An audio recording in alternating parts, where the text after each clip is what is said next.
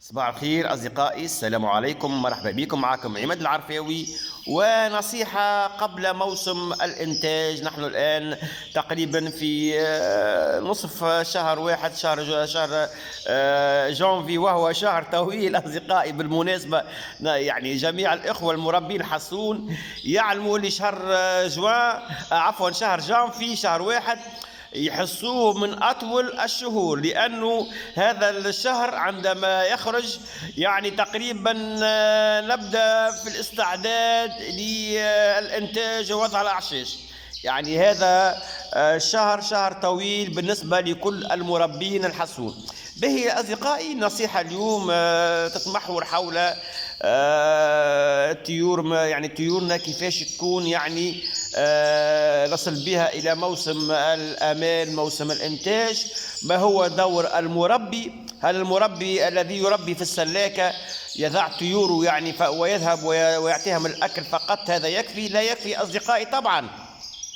لازم المربي يحاول ياخذ ركن من في السلاكه. كيف انا ها يعني مكان الخاص بيا حاليا دخلت طيوري، بما انه الفتره فتره بارده شويه، حبيت نحطهم فيها في السلاكه الداخليه حتى تسهل علي مراقبه طيوري الفتره. يعني على الاقل ناخذوا يعني مره مرتين في الاسبوع، نحاولوا نبداو نراقبوا في طيورنا درجة الجهوزية متاعهم، حول الذكور والإناث من بدأ بالتشكل، وخصوصا الإخوة اللي يربوا طيور لأول مرة. مهم جدا مراقبة طيوره، مراقبة الإناث والذكور اللي بدات يعني يقترنوا. شو معناه يقترنوا؟ يبدأ يعني بدات الأنثى والذكر يؤكلان بعضهما بالمنقار، هذا سوف يكون زوج.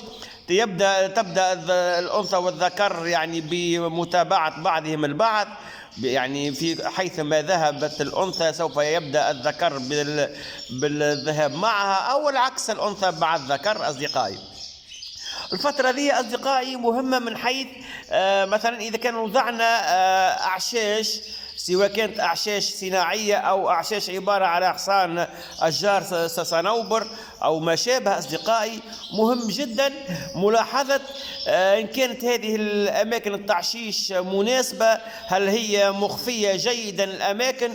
يعني ليس يعني نضع يعني غصن يكون مكشوف سهل الدخول إليه من باقي الطيور الأخرى. لازم الحصون يحس بالأمان، يكون يعني الغصن اللي باش يحاول يحط فيها عشه، لازم المكان اللي باش يحاول يكون عبارة على عش يكون يعني مموه جيدا، عبارة على كهف يعني بين قوسين، عبارة على مدخل تكون يعني فيها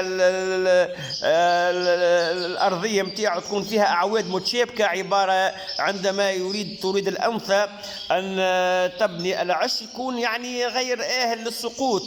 يعني نحاول نحن نشكلوها. أصدقائي، فهمتوا علي القصد متاعي؟ كذلك أصدقائي، ما نحاولوا إذا كان عندنا حائط، لا ينبغي علينا أن يكون هذا الحائط يعني الأغصان متلاصقة ببعض. الحصون لا يحب هكذا يعني أغصان يبني فيها العش، يحب على كل عش يعني على كل غصن عفوا عبارة على مكان للتعشيش يكون يعني هنالك مسافة كبيرة أو مسافة بينه وبين الغصن الآخر، لأن الطيور عندما تجتمع على نفس الغصن سوف لا يجعل الأنثى تختار هذا غصن عبارة على بيت مستقل لوضع العش فيه. لازم يكون على كل عش مسافة واسعة، ويكون فاصل هنالك يعني الحائط بينهما. هكذا هي الطريقة السهلة. أصدقائي، نختاروا الأماكن التعشيش. الحصون أصدقائي يحب الأماكن اللي في الركن، يعني الأركان جيدة جدا، الأماكن تكون فيها تهوية وظهور يعني الشمس، كذلك الحصون يحبذه. كذلك أصدقائي يعني لازم نحاولوا إذا كان عندنا إناث حاضرين جاهزين والذكور ما زالت، لا ينبغي علينا وضع المواد التعشيش. خليوا الأنثى تأخذ وقت طويل في البحث حتى الذكر يستعد أكثر من يعني مع قادم الأيام أصدقائي. البيض المسلوق لا يجب علينا تقديمه يوميا. الانتباه لهذا الأمر، ما نحبوش الذكور تتشحم. نحاولوا مرتين في الأسبوع يكفي أصدقائي، وضعوا في الصباح وفي آخر اليوم يعني إخراج باقي البيض. هذه بعض الملاحظات، وانتظروا على الأقل يعني كل يومين ملاحظة جديدة أصدقائي، لعلها تزيدكم في دخول لموسم الإنتاج والتزاوج بكل قوة وبنصائح مفيدة لكم أصدقائي. تحياتي والسلام عليكم.